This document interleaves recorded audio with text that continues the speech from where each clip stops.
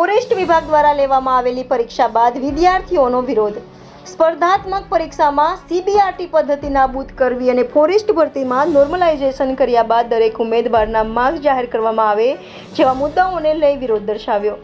ડીસા ખાતે 200થી વધુ વિદ્યાર્થીઓએ ડીસા મામલતદારશ્રી અને નાયબ કલેક્ટરને આવેદનપત્ર આપી રજૂઆત કરી.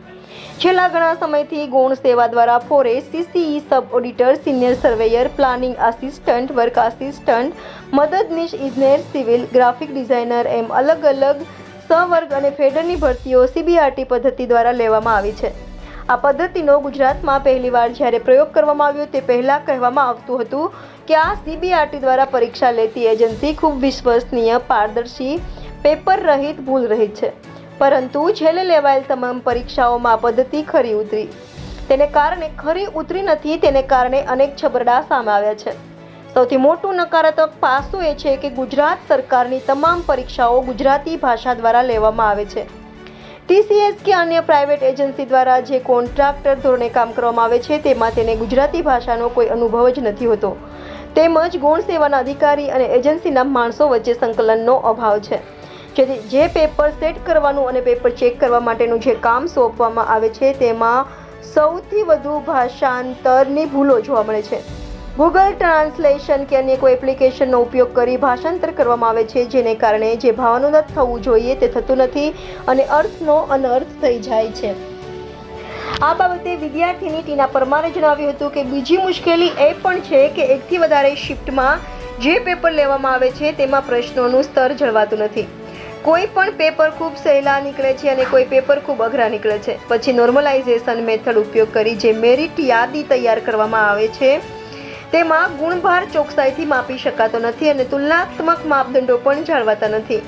આ નોર્મલાઇઝેશન પદ્ધતિ ખૂબ નુકસાનકારક અને અન્યાયકર્તા છે. તે પણ આ સીબીઆરટી પદ્ધતિને કારણે દૂર થવી જોઈએ તેઓ વિદ્યાર્થીઓ દ્વારા જાણવા મળ્યું હતું. ત્યારે સરકાર દ્વારા તાત્કાલિક ધોરણે વિદ્યાર્થીઓના હિતમાં નિર્ણય લેવામાં આવે અને આવેદનમાં માધ્યમથી દરેક વિદ્યાર્થી વતી વિનંતી કરીએ છીએ કે આ સીબીઆરટી પદ્ધતિ દૂર કરવામાં આવે, કેમ કે આ પ્રયોગ ખૂબ નિષ્ફળ સાબિત થયો છે અને આ પદ્ધતિનો ભોગ સૌથી વધારે મહેનતુ વિદ્યાર્થી બન્યા છે. માટે દરેક ઉમેદવારને સમાન અવસર મળે તે માટે જીપીએસસી અને પોલીસ ભરતી બોર્ડની જેમ ઓફલાઈન મોડથી પરીક્ષાનું આયોજન કરવામાં આવે તેવી માંગ વિદ્યાર્થીઓ દ્વારા કરવામાં આવી હતી.